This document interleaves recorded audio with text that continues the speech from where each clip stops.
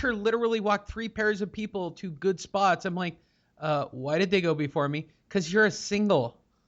We have single Do you want to tables. sit No, at the you don't. bar? No, I don't want to sit at the bar. I want to eat wings and I want to watch football, bitch. What's up? And that's not to say that all women were a bitch, but this bitch behind the counter with the fake tits was giving me a heart. Sorry. Let me take a deep breath. So I came home, put on Front Row EU, put it on my laptop out in front of me, and on my 100-inch, I watched the Rams. I would have liked it the other way around, although the Rams game was quite remarkable last week. There is a story coming out of World Boxing News via Twitter. We record it Saturday morning, 8:30. Andrew probably only has about another 30 minutes before he has to get his drink on to get started for the Raider game that's at we get it live too as well up in LA. This is do or die today. 10 o'clock start time. Do or die. Yeah, one teams have to win today. Yep. This is the real deal right now. Chargers have kind of a walk in the park with Indianapolis, so I'm not too worried, even though I've lost all of my offense in the first 2 weeks. Right. And we're still scoring 47 points. The Raiders are 1-1, need a big win. Tough game for you. Yep. And in the afternoon game for me as well, I got the Rams going, so I got split screen happening for me. And tonight's game isn't bad. So if you're not a football fan, I don't even understand that. How do you watch boxing? How could you be just a boxing fan and not a football fan? What do you watch? Soccer? Okay. Everybody in Mexico, thank you for listening to the show. Not just Mexico. By the way, our numbers are up. I mean, we came out strong. I've been going to a lot of concerts lately, and hopefully you follow me or Fight Net Radio on Facebook or Twitter. One's Fight Net Radio. You can follow that on Facebook. Andrew and I both update that. Or you can follow me on both Twitter and Facebook. I update those with stories and stuff all the time. I just went to my 497th concert 2 days ago at the Forum. I've been to so many concerts this summer, it's almost ridiculous. And I've discovered that what I like most is when the band comes out and plays 3 to 5 songs right out of the gate. Don't even say hi to me. Just come out hard. Play a big hard set right out of the gate, then drop the mic basically, and then hi, how you doing?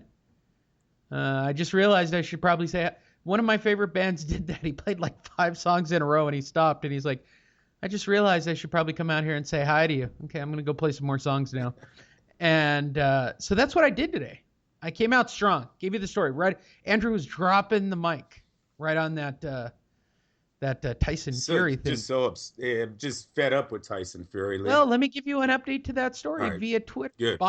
News, World Boxing News, which is out of Europe, but I follow him on Twitter. Feel free to follow him at World Boxing News. They're waiting for the official medical report, but there is already talks now circulating about Tyson being stripped of the title. Good. No, so it's going to happen. Yeah, they have yeah. to. We can't wait around for this. Klitschko's way bigger than this man. Lee, his fight wasn't even that exciting. Seriously, he acts like he knocked out Klitschko and everybody just is dying to see him, that he could play us like this. Sorry, you're not that exciting of a fighter. If you got health issues, mental issues, his trainer saying he's mentally broken because of the media and the fans, take a back seat. Wasn't for you. Spotlight was too big. One more Twitter update for all the Miguel Cotto fans. Miguel Cotto is returning in 2017 again, so if you're holding your breath. I can't believe somebody actually dropped that at 1 o'clock. I know, Rock Nation, you got to be upset with the Cotto situation. They put the press release out at midnight or 1 o'clock, and then Boxing Scene jumped on it based on at 12:37 a.m. They actually dropped that story.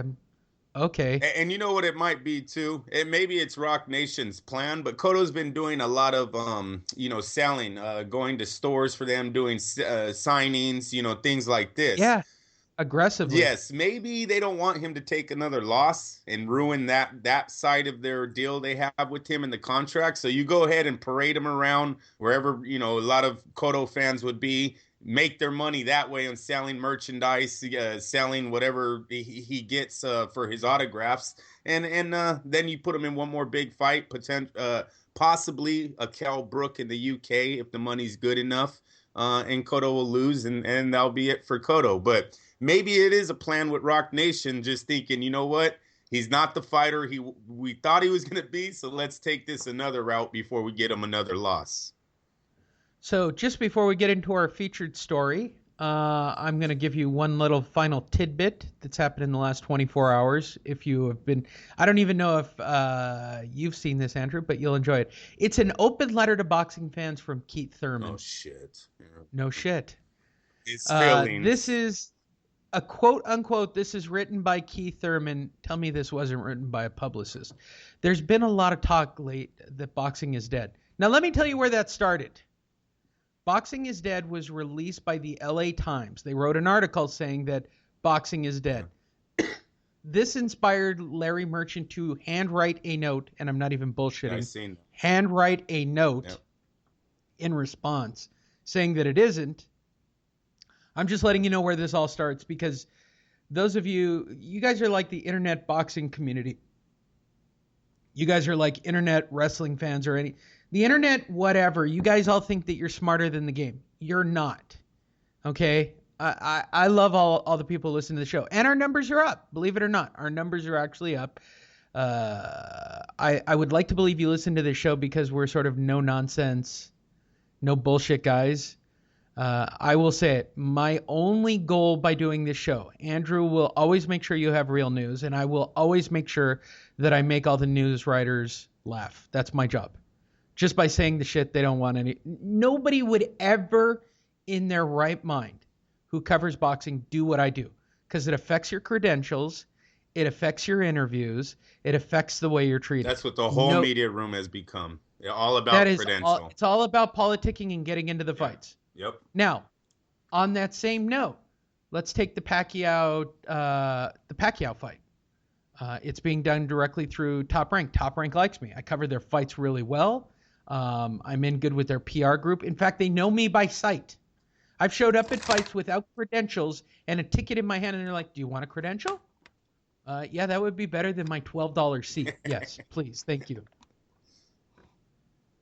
All right. So just so you know, this Keith Thurman letter, where it started from, why he's writing it, and it was written. Keith Thurman is the biggest. He's got to be the biggest thing the PBC has, in my opinion. Keith Thurman is he's their meal wagon at this moment. Is he not? Can you think of a bigger PBC fighter than Keith Thurman? No, at this moment, no. Lee, I don't know what his fan base looks like, but as far as skill and where he is at in his career, Keith Thurman is ahead of the game. Now Spence Jr. is close behind, but because Spence hasn't fought nearly the opponents that Thurman already has, you got to say Thurman's above him. So yeah, Keith Thurman is the head of PBC right now. I would make an argument for Deontay Wilder, but nobody respects his ass. Nope. Now he's out of the game, and he's going to be stripped of the belts anyway at some point because he doesn't want to fight anybody. He has managed to fight so around the cusp of everybody to maintain that title and to try to get boxing skill. That leaves basically Keith Thurman. So this is his letter. I would argue the point that this was written by PBC itself on behalf of Keith Thurman. There's been a lot of talk lately that boxing is dead. To those who choose to believe that, I say bullshit. Boxing is not dead. It's alive as when the bell rings. Signaling two fighters to meet in the center of the ring. What the sport is doing is evolving, and thus the conversation is changing. Some pundits like to suggest that boxing is in trouble because of the lack. I hate it when it does that. Popped up an ad right in the middle of me reading. Some pundits like to suggest. Are we pundits? Is that who they're talking about? I think so. Yes, sir. I don't like to think of myself as a pundit. Maybe a putz. Pundits like to suggest that we're in trouble because of the lack of superstars. Let me quickly stop the talk right there. I'm one of the biggest boxing stars. Oh, shit. Because you had to tell us that. That's not good. WBA welterweight world champion on all pound-for-pound lists, celebrating 20 years in the sport. I fell in love when my elementary janitor... Oh, my God, he was molested by his janitor? I fell in love when my elementary janitor showed me a sparring match for the first time. Oh, my God. Does anybody want to read between the lines? Where did he show him this sparring match? Yeah, right in the janitor room. Come here, little boy. You drink the magic drink like at Neverland Ranch. I draw millions of fans to watch my fights. I'd make an argument you don't draw millions of fans. I don't. Whether they are on NBC, ESPN, or CBS, nice job of leaving out Showtime, asshole. I set a network ratings record, sell out arenas, and give fans what they want every time I walk into the ring. Andrew, the first time that he was on PBC with that abomination on CBS where they featured all three of the fighters, wasn't his fight fairly lackluster on that first outing, as I recall? Thurman's first outing, Lee? No, he had the Robert Guerrero. Oh, that's nice. Nice. You dropping shit? Did you drop your coffee? That was yes, it was. It was very nice. Christina will kill me later. This will be my last show, you guys, on Fight Net Radio. That was coffee on brand new carpet. Oh, you're so good. Yeah, so anyways, let's just Deontay Wilder. No, hold on. Yeah, go ahead. He had the first fight with Robert Guerrero. It did the biggest views. Remember their fight, and we all know it was probably because of Robert, his fan base. They had like 3 million views was their top seller for the next 2 years. Not one other fight after their first one topped those numbers until So that's the numbers he's quote. I want to clarify what this fucking lunatic is quoting. And you know what? Because he's crazy. First of all, he's told us that he was molested by a janitor. No, he didn't. You gotta stop that. He did not say that. He just said a janitor showed him a fight. Okay, that's there's a big How difference. Creepy. Look, okay, if your daughter comes home and go, hey, we're having a talk. Yes, I'm going to the school on a TV in the janitor's room at lunch today, and I want to learn how to box. Yes, sir. I understand. We were having a talk. Now you got a boy. You got a boy in the mix. Yes. You got boys in the mix. Forget the daughter, because daughters are a little sketchy, right?